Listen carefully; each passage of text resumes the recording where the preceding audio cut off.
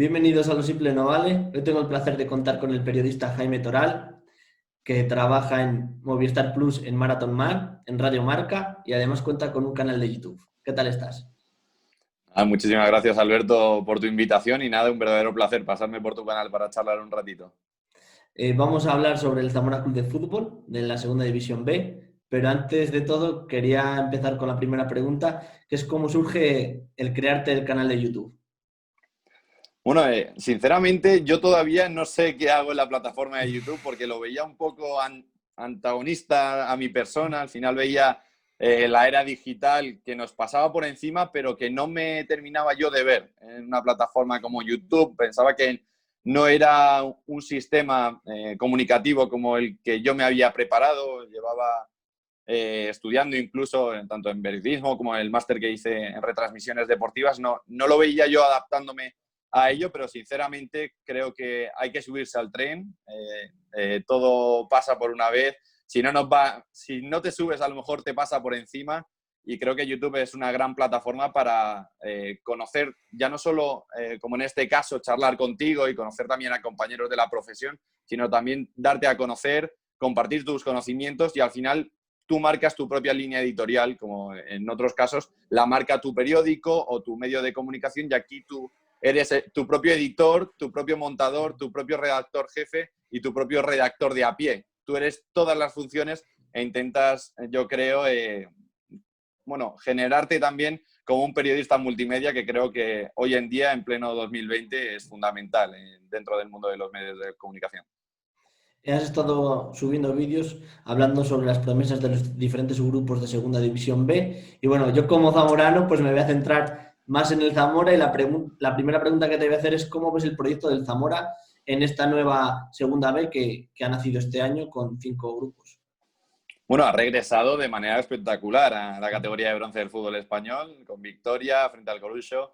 Yo creo que es un proyecto muy interesante el de Movilla. Al final también, como bien sabes, Tiro Ibarro hacia mi lado, que es el de las jóvenes promesas, ha tenido una apuesta y un cariz joven muy interesante con jugadores como Adri Herrera, que lo ficha el Tenerife, pero decide cederlo al Zamora después de una gran temporada en el Numancia, donde incluso disputa varios encuentros en segunda división. De hecho, yo creo que es un jugador que tiene nivel suficiente para estar en la segunda división española. Luego también casos como el de Luis Meseguer, que se ha formado en las categorías inferiores tanto del Rayo Vallecano como del Atlético de Madrid. Creo que es un lateral con sinceramente también un perfil de juego muy ofensivo, que puede incorporarse en faceta de ataque. O jugadores también como Jacobo, porque también es un propuesto interesante el subir la categoría y no olvidarse de aquellos que juegan bien en categorías como tercera división e incluso preferente en algún momento dado. Y Jacobo, que viene del Pozuelo, creo que también puede llegar a aportar normalmente desde el banquillo a la parte ofensiva del equipo. Al final Movilla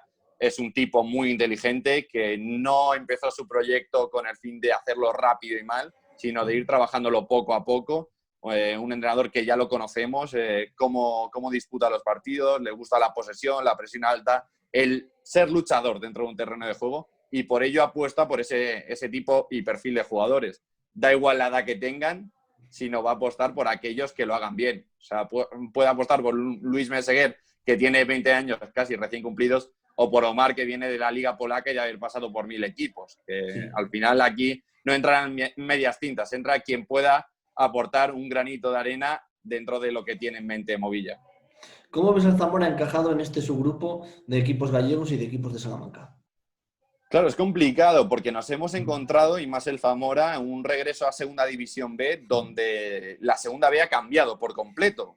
Por tanto, nos encontramos, yo creo, todos los equipos ante una situación totalmente inesperada, que se ha visto abocada la Real Federación Española de Fútbol a generar una situación lo más positiva posible para todos los equipos.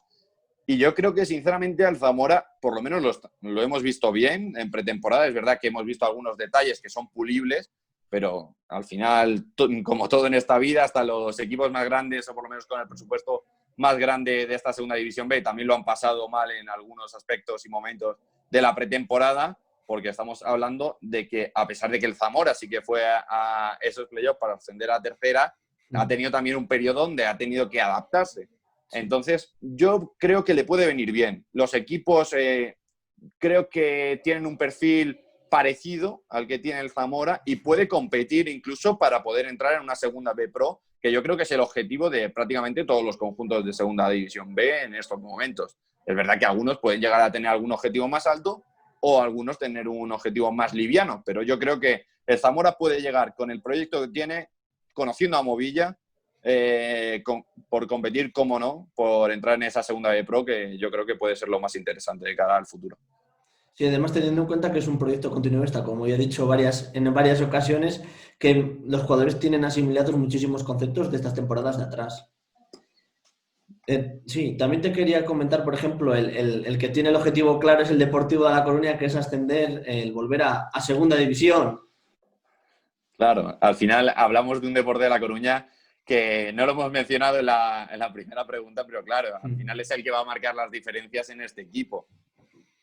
Más que nada porque no se puede competir a nivel financiero y económico con un Deportivo de La Coruña, que es un equipo de salarios, de presupuesto, de categoría incluso de fútbol profesional. Es uno de los grandes históricos del fútbol de nuestro país, lo conocemos muy bien, y que al final la segunda B lo pilla un poco descolocado y necesita regresar a esa segunda división. Yo creo que es el que va a ser el primero de esta liga. Es verdad que luego hay equipos interesantes, también como el filial del Celta de Vigo B, que los filiales al final da un poco como les dé la temporada, porque lo mismo pueden hacer una temporada muy mala, como fue la pasada campaña del Celta B, que estuvo luchando más por zonas bajas que por zonas de arriba, que lo mismo te cuaja una buena plantilla y una buena generación y puede estar luchando por la zona alta de la tabla.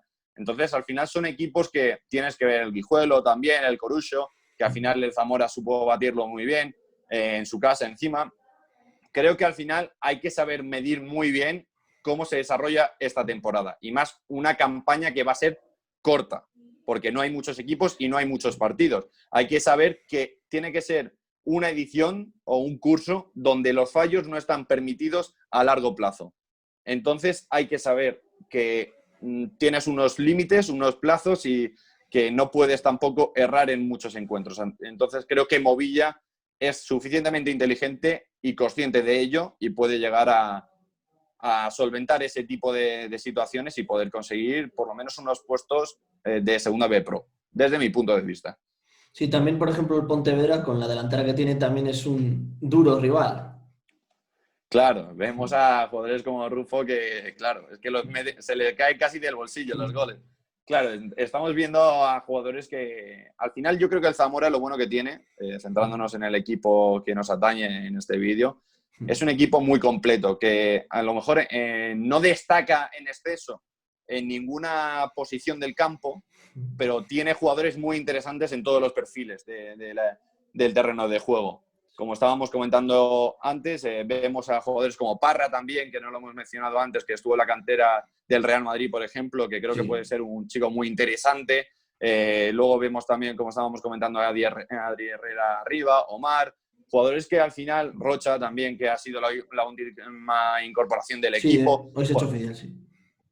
Claro, entonces, pues son jugadores que pueden sumar mucho. Entonces, aquí, desde mi punto de vista, también en la segunda división prima mucho el bloque, porque hay equipos que tienen muy buenos jugadores y que a final de temporada no se ven reflejados los resultados en referencia a esa serie de jugadores. Entonces aquí lo que prima, y por ello yo creo que Movilla, hablamos de un proyecto interesante porque lleva ya años elaborándolo y dándole forma a ese proyecto, que al final lo que está construyendo es un bloque y sabe qué tipo de aspectos ha de pulir. Óyeme, necesito un lateral en este caso y voy a reforzarlo. No quiere a subir a segunda B, vamos a cambiar por completo la entidad o la identidad del equipo. Y creo que eso es fundamental, porque eso yo creo que pecan mucho los equipos cuando suben a segunda división B, porque a lo mejor también se ven con la obligación de hacer una buena temporada, y creo que Movilla en ese sentido es más, a lo mejor, moderado para el hecho de vamos a fortalecer lo que nos haga falta y formar un buen bloque, que es lo fundamental desde mi punto de vista, por lo menos lo que la teoría o la práctica también me ha hecho ver durante todas las temporadas que he visto y seguido la segunda división B. Yo creo que prima por delante de incluso buenas referencias individuales. ¿Crees que se puede notar también el jugar en casa, fuera de casa, porque aquí en esta división sí puede haber una afluencia de público, pero por ejemplo en primera división y en segunda no puede haber público.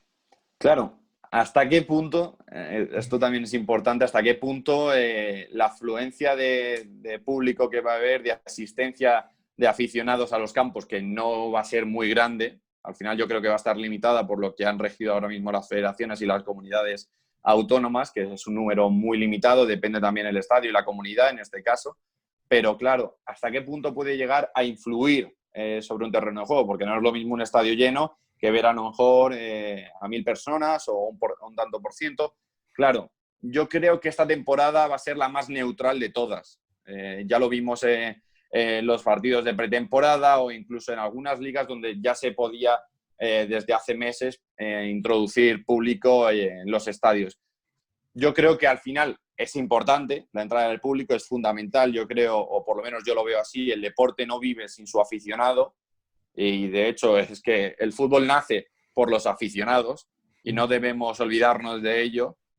Pero es verdad que esta temporada yo creo que ese aficionado número 12 o ese jugador número 12, mejor dicho, no va a tener tanto peso como evidentemente en temporadas sin coronavirus, donde pues tenía un mayor peso de enfoque hacia el conjunto local, donde bueno, le apoyase en los momentos más positivos y en los momentos más negativos también le apoyase para intentar evitar que el rival se concentrase tanto, a lo mejor.